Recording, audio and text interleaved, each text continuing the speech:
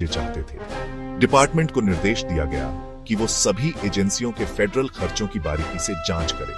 आखिरी मकसद ये था कि गवर्नमेंट अमेरिकन लोगों के लिए सिर्फ ज्यादा मेहनत ही न करे बल्कि स्मार्ट तरीके से काम करे। चैलेंज बहुत बड़ा था, लेकिन इसके बदले जो मिल सकता था, एक ज्यादा कुशल और भरोसेमंद गवर्नमेंट, वो इस कोशिश के काबिल समझा गया। सेक्शन 2, एलन मस्क का आगमन। एक टेक टाइटन की वॉशिंगटन में एंट्री। इस बड़े काम की बागडोर संभालने के लिए प्रेसिडेंट ट्रंप ने एक ऐसे आदमी को चुना जो बदलाव और नए आइडियाज के लिए मशहूर है, इलॉन मस्क। टेस्ला और स्पेसएक्स में अपनी लीडरशिप के लिए फेमस इस अरबपति एंटरप्रेन्योर को डीओजी का स्पेशल एडवाइजर बनाया गया। उनका रोल एकदम अनोखा था। उन्हें एक स्पेशल गवर्नमेंट एम्प्लॉय बनाया गया। ये पोस्ट सिर्फ 130 दिनों के लिए थी। मस्क को इसलिए लाया गया ताकि वो गवर्नमेंट के अक्सर धीरे चलने वाले सिस्टम में प्राइवेट सेक्टर वाली फुर्ती और जोश भर सके। डीओजी में मेरा मिशन पूरी तरह से बदलाव लाना है, उससे कम कुछ नहीं। हमें एफिशिएंसी और इनोवेशन के वही तरीके अपनाने होंगे जिनसे मेरे बिजनेस सफल हुए हैं, और उन्हें इस फैली हुई फेडरल ब्यूरोक्रेसी पर लागू करना होगा। एक बड़ा टारगेट था देश का घाटा।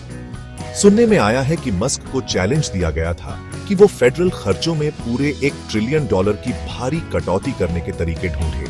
उनका असर तो दिखना ही था, और डीओजी में उनकी मौजूदगी से फेडरल एजेंसियों के लिए कड़ी जांच और बड़े बदलावों का दौर आने वाला था। सेक्शन 3, विवादित बिल। एक बिल जो बना जाने की वजह। एलन मस्क के डीओजी में कार्यकाल में एक बड़ा मोड़ तब आया जब प्रेसिडेंट ट्रंप एक बड़ा कानूनी प्रस्ताव लाए जिसका नाम रखा गया बिग ब्यूटीफुल बिल। ये बिल अपने नाम के बावजूद असल में डीओजी के मेन मकसद को ही कमजोर कर देगा।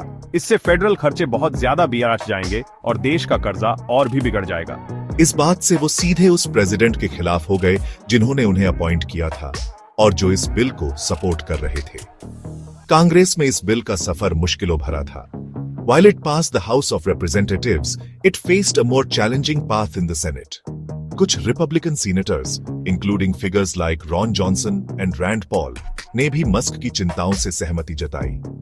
मस्क के लिए ये बिल सिर्फ एक पॉलिसी पर असहमति नहीं थी, ये उस असली वजह के लिए एक बड़ी चुनौती थी जिसके लिए उन्होंने गवर्नमेंट ज्वाइन की थी। ये बिग ब्यूटीफुल बिल इकोनॉमी को रफ्तार देने और नेशनल सिक्योरिटी पक्की करने के लिए बनाया गया है। ये डीओजी की कहानी में एक अहम और विवादों से भरा मोड़ था, जिसने इनोवेशन, पैसों के सही इस्तेमाल और पॉलिटिकल एजेंडों के बीच के मुश्किल तालमेल को दिखाया। सेक्शन 4, मुश्किलों से जूझ